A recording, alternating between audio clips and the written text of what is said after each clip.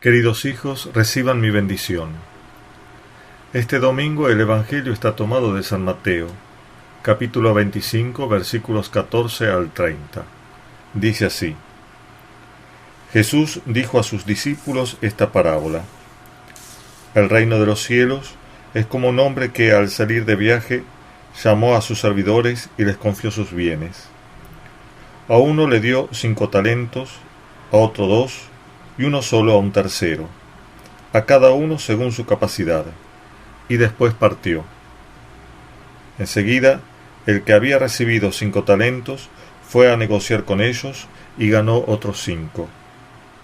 De la misma manera, el que recibió 2 ganó otros 2. Pero el que recibió uno solo hizo un pozo y enterró el dinero de su señor. Después de un largo tiempo llegó el señor y arregló las cuentas con sus servidores. El que había recibido los 5 talentos se adelantó y le presentó otros 5. Señor, le dijo, me has confiado 5 talentos. Aquí están los otros 5 que he ganado. Está bien, servidor bueno y fiel, le dijo su señor. Ya que respondiste fielmente en lo poco, te encargaré de mucho más. Entra a participar del gozo de tu señor. Llegó luego el que había recibido 2 talentos y le dijo: Señor, me has confiado 2 talentos. Aquí están los otros 2 que he ganado. Está bien, servidor bueno y fiel. Ya que respondiste fielmente en lo poco, te encargaré de mucho más. Entra a participar del gozo de tu señor. Llegó luego el que había recibido un solo talento. Señor, le dijo, sé que eres un hombre exigente. Cosechas donde no has sembrado y recoges donde no has esparcido.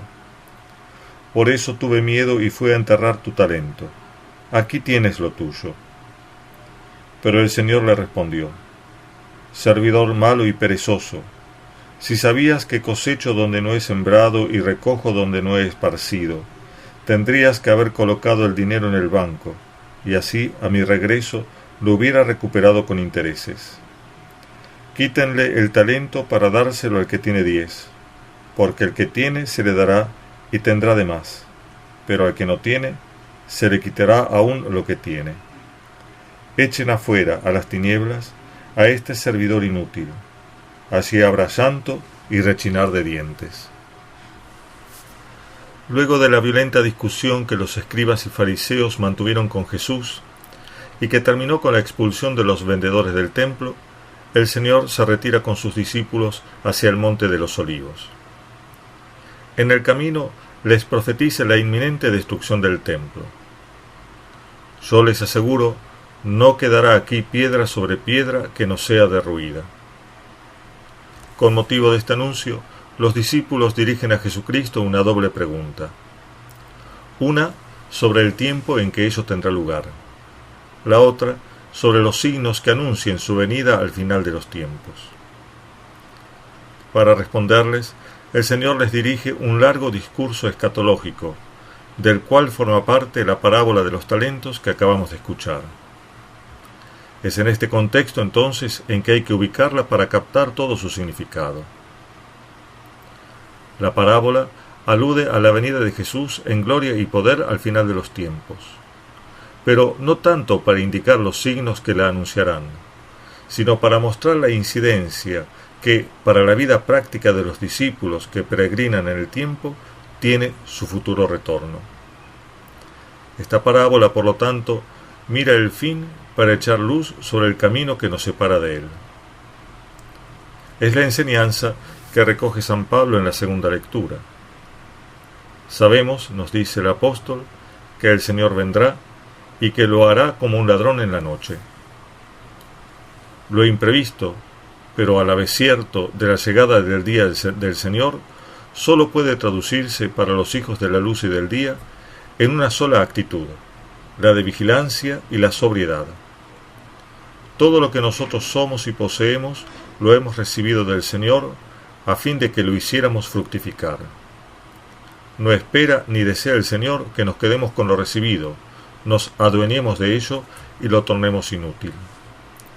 Muy por el contrario, Dios es exigente a la hora de recuperar las ganancias que hemos de obtener con los talentos que nos ha dado. Como dice la parábola, cosecha donde no sembró y recoge donde no esparció. Y así como es de exigente, también es generoso. Al que hace producir los talentos recibidos, les da más todavía, pero no ya con el fin de recabar nuevas riquezas, sino para enriquecer a aquel que ha sabido hacerlo fructificar. Así es el mérito. Cuando Dios premia nuestras obras, lo hace en base a lo que nos ha dado primero a fin de enriquecernos. Su exigencia, entonces, es signo de su liberalidad. Si nos pide mucho, es para darnos mucho. Solo para el que ha sido perezoso e imprudente, la exigencia del Señor se transforma en despojo, humillación, llanto y rechinar de dientes. Saber que el Señor vendrá al fin de los tiempos nos impulsa a aprovechar bien el tiempo presente. El día del Señor es el día de la gran entrega. Y este final de la historia se adelanta para cada uno al fin de la propia vida. Ese será, para cada uno de nosotros, el momento decisivo que mostrará si nuestro paso por este mundo ha quedado o no colmado de sentido. Para ello, es necesario rechazar fuertemente la tendencia a privatizar la propia vida, los criterios, los pensamientos y los afectos. Aquel siervo inútil, perezoso y malvado que escondió los talentos, en realidad no supo cuidarlos, sino que los dejó de lado y construyó su vida al margen de ellos. Hizo de sí mismo un bien privado para ser disfrutado solo por él mismo. Cuando el Señor nos pida cuenta de los talentos que nos dio, no importará tanto lo que hayamos hecho con nuestras vidas, si ello no significó hacer fructificar esos talentos, porque aún la propia vida es un don que hemos recibido de Dios para retornársela enriquecida. Pero hacer fructificar la vida que Dios nos dio supone saber entregarla con generosidad, abrirse a los criterios más elevados de Dios, dejar iluminar la razón con el conocimiento divino, enriquecer los afectos con el fuego de la caridad, alegrar la vida con los dones del Espíritu. La entrega de la propia vida, en cualquier estado de vida que se viva, debe asumir, según los criterios más elevados del Evangelio, la forma de la generosidad y servicialidad. Los criterios de conducta deben guiarse por la obediencia a los mandamientos divinos. El pensamiento tiene que ser iluminado por la fe, los afectos han de ser informados por la caridad. La renuncia y abnegación que la entrega generosa de la vida implica jamás podrá convertirse en una supresión del don recibido. Hacerlo sería comportarse como el siervo que no supo hacer producir los talentos recibidos. La generosidad y servicialidad no es equivalente a vaciar la propia vida, así como la obediencia no es la muerte de la libertad, ni la fe anula la razón o la caridad destruye los sentimientos y afectos del hombre. Todo lo contrario. La entrega generosa enriquece la propia vida, porque nadie es más dueño de sí mismo que el que, cumpliendo los mandamientos, sabe encarnar en su propia existencia los criterios de vida divinos. De la misma manera, la razón nunca es más luminosa que cuando es elevada al orden sobrenatural por medio de la fe, y el corazón no puede ser más puro que cuando está inflamado por la caridad. Los discípulos del Señor estaban interesados en saber cuáles serían los signos que anuncien el retorno de Jesús en gloria y poder.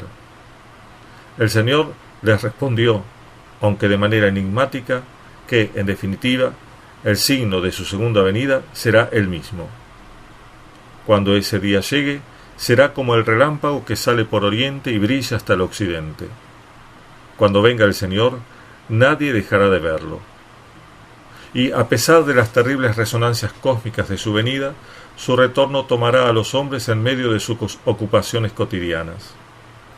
Será, dijo el Señor, como en tiempos de Noé, que la gente comía, bebía y se casaba hasta que llegó el diluvio.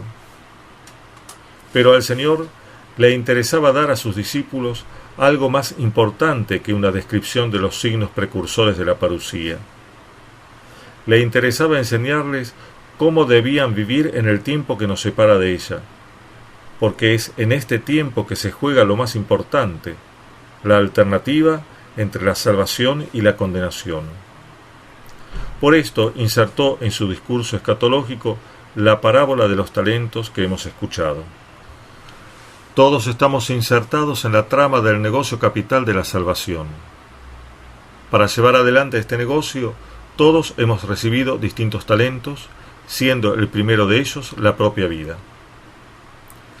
El Señor no nos pide que renunciemos a ella, que la escondamos o que la vivamos solo para nosotros, sino que la hagamos fructificar por medio de la entrega generosa a su servicio. Esto supone ciertamente la renuncia a un modo mundano de vivirla, pero no a la propia vida. Está en nuestra vigilancia y sobriedad decidir qué tipo de siervos queremos ser. Si como los verdaderamente prudentes, que se arriesgaron a hacer producir los talentos recibidos, sabiendo que Dios es tan exigente como para querer cosechar donde no sembró y recoger donde no esparció. Si como el siervo falsamente prudente, que prefirió esconder el talento, pensando que así dejaría tranquilo a Dios con sus exigencias. Lo que está en juego es muy importante, nada menos que el sentido y plenitud de nuestras vidas, o, lo que es lo mismo, la salvación de nuestras almas. Y está en juego ahora mismo. El final solo sacará a luz lo que hayamos hecho ahora. En aquel momento postrero ya no habrá más tiempo para arrepentirse y para salir a hacer trabajar el talento recibido. El Señor nos ha dado el don precioso del tiempo y de nuestra libertad.